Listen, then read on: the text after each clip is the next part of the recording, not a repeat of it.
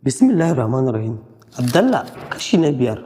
A yanzu yana shirye-shiryen shi na zuwa Zaria don duba Jidda. Bai taɓa karɓan kuɗin watan shi ba a gidan Alhaji Aminu don ya ce sai ya zo tafiya sai su haɗa masa kuɗin. Don baya buƙatar su a yanzu. Yana saura kwana biyu zai tafi Zaria sai Alhaji Aminu ya kirawo shi zuwa falon shi. Yana isa ya same shi. Sun saba da Alhaji Aminu sosai don mutumin kirki ne. Alhaji Aminu yana zaune akan kujera inda Abdallah kuwa yake zaune akan kafet a ƙasa. Alhaji Aminu ya ɗago kanshi ya kalli Abdallah sannan ya ce, "Naji kana cewa za ka je gida yaushe ne za ka je?" Abdallah ya ɗago kai ya ce wa Alhaji Aminu, "Jibi ne nake so in tafi in Allah ya yarda. Shi yasa na faɗa wa anti ta faɗa maka." Murmushi Alhaji Aminu ya ce, "To kai ba za ka faɗa mini ba? Sai ka ce Bilkisu ta faɗa mini?" Abdallah shiru ya yi yana sauraron Alhaji Aminu. Ya ce, "Dama abin da ya sa na kirawo ka, ina so ne ka fasa tafiyarka jibin domin Rumaisa za ta zo. Kuma ni cikin wannan satin nake so na tafi Amerika. Na yaba da hankalinka. Shi yasa na ce ka zamo direbanta. Ina so ka yi haƙuri bisa halinta. Ba na so ka ɓata mini ranta domin duk duniya babu wanda nake so kamar ta. Komi zan iya haƙuri a kai amma banda abin da zai taɓa mini ita. Takwarar mamana ne shi yasa ba na son abin da ya taɓa ta. Ko da mahaifiyarta ce ta taɓa mini ita, ina dukanta bisa laifinta. Ina baka haƙuri a bisa halin Rumaisa don ba na so ka mata wani abu. A jikina ina faɗa maka halinta ne saboda ka kiyaye kuma mu zauna da kai lafiya. Bayan ka gama sabis ɗinka zan ɗauke ka aiki a kamfanina. Zamanka da Rumaisa kamar jarabawa ce idan kun yi faɗa to ka faɗi jarabawar. Idan ka bi ta yanda take so kuwa to ka ci jarabawar. Allah ya baka sa'a a rayuwarka ya kuma saka maka da alkhairi. Za ka iya tafiya." Abdallah miƙewa ya yi jiki ba ƙwari ya nufi ɗakin shi ya je ya zauna. Rumaisa ba ta zo ba, haushinta yake ji don ta sa an hana shi zuwa wurin jiddan shi. Karfe 5 na yamma ya yi wanka ya fito wurin Huzaifa. Gani ya yi har an ƙara sabon fenti a gidan, an gyara gidan. A rana ɗaya ya ce, "Huzaifa, don me yasa ake yin gyaran nan? Na ga fentin sabo ne fa." Huzaifa ya ce, "Saboda anti Rumaisa za ta zo mana. Komi dole a gyara su. Don yarinya za ta zo shine za a yi wannan gyaran. Babanta da baffanta duk suna kashe kuɗinsu ne a kanta saboda ita kadai suka mallaka. Ai in an ce ma yarinyar shugaban ƙasa an gama." Abdallah ya ce, "Yar ƙanin shugaban ƙasa dai ba 'yar shugaban ƙasa ba." Huzaifa ya ce, "Ai da sunan shugaban ƙasa take amfani kuma a kanta har ya taɓa sake matar shi don ta ɓatawa Rumaisar rai. Ya ma fi babanta fa sonta domin yanzu da za ka mata laifi idan ba zai ɗau hukunci kashi 1 to baffanta kashi 100 zai ɗauka na hukunci. Mamanta ce kawai take mata abu ta kwana lafiya domin ita ba ta goyon bayan abun da Rumaisa take yi. Shi yasa ita Rumaisa ba ta cika zama a nan ba don mamanta mutumiyar kirki ne.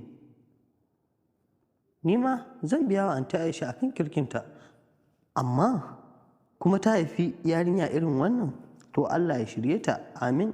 Da haka suka watse. Yana tafiya a cikin harabar gidan ya ga an fito da wasu sabbin motoci guda 12 haɗaɗɗu wanda tun da yake bai taɓa ganin mota mai kyau irinsu ba. Da shike ya saba da ma'aikatan sai ya tambaye su, wannan motocin fa nawaye? Suka ce Hajiya ce za ta dawo, wannan motocinta ne, aka sayo sabbi. Shi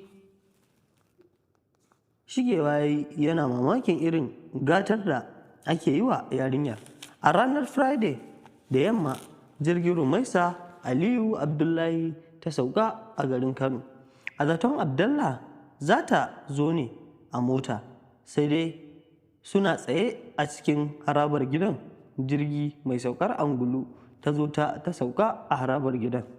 Alhaji Aminu da Hajiya Momi da sauran mutanen da Alhaji Aminu ya gayyata akan dawowar 'yar tashi duk sun halarta.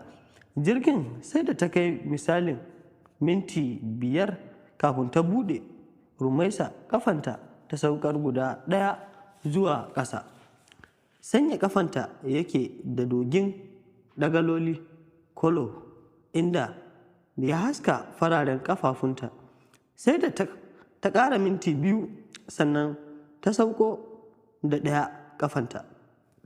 Sanye take da wasu riga da wando na bulawus wanda suka kaɗe mata suka fidda suran jikinta, wanda wando fensil ne, sai ta ɗaura da mini skirt ruwan brown, sai wani t-shirt wanda yake ɗauke da sunanta Rumaisa a jiki, an yi kwalliyan kayan da sunanta. Ɗaura kanta ta yi da brown ɗin ɗan kwali siriri wanda ta zuba gashinta zuwa ga gadon bayanta, goshinta ma abun kallon don ya dararu a bayanta tamkar balarabiya. Gashinta baƙi ne stick, gashi ya sha gyara, ta toshe fuskanta da glass brown, tana sake da janjan baki a bakinta. Wandonta da t-shirt ɗinta sun kasance milk color ne. Hannunta sanye yake da agogon diamond, sanye take da zobbuna na zinari a hannunta guda 2. Doguwa ce siririya, farasol kyakkyawa, duk da mace ce fuskanta kwance yake da suma mai laushi. Hancinta siriri ne kamar zai shiga ƙaramin bakinta. Duk inda mace ta kai ga kyawu, Rumaisa ta kai gurin. Tana fitowa daga cikin jirgin, taku take yi irin na ƙasaita. Alhaji Aminu zuwa ya rungume ta da gudu, inda ita ma take Allah ta iso gurin dadin nata. Kankame shi ta yi tana murmushi tana cewa, dadi na yi misin ɗinka sosai. Alhaji Aminu ya ce, mamana ni ma na yi misin ɗinki sosai. Ta jiyo ta kalli mominta, ta je wurinta da sauri ta rungume ta, ta ce, momi na yi misin ɗinki ke da dadi na. Aisha ta ce, mu ma mun yi misin ɗinki mamazi, sunan da iyayenta suke kiranta da shi mamazi, don Zainab takwaran surukarta ne, shi yasa aka sa mata Rumaisa, su kuma suna ce mata mamazi. Kowa a gurin gaishe ta yake yi, inda Abdallah kuwa yana tsaye a can gefe yana kallon su, bai zo wurin da suke ba. Alhaji Aminu ya ce, to mu shiga cikin gida ki ci abinci, ki wanka, ki huta, ko mamana? Shigewa suka yi cikin gidan, inda Abdallah yake tsaye a gurin don mamakin yadda ake kashewa yarinyar kuɗi, yadda ya ga mutanen da suke tsaronta ma ko babanta bai tara masu tsaro haka ba. Washe gari da hantsi Rumaisa ta aika da duk ma'aikatan su zo don su gabatar da kansu a wajenta. Kowa ya halarci gurin. Abdallah da Huzaifa tare suka zo, kowa yana faɗin sunan shi da kuma aikin da yake yi. Kanta a sunkuye yake tana danna wayarta, ba ta daga ido ta kalli mutum sai ya gama bayanin shi. Layi ya zo kan Abdallah, tsayuwa ya yi inda sauran suke tsayawa, sannan ya fuskanci Rumaisa. Shiru ya yi yana kallonta. ta ɗago kanta ta kalli Abdallah ta ce, kai kuma waye kai? Baka ga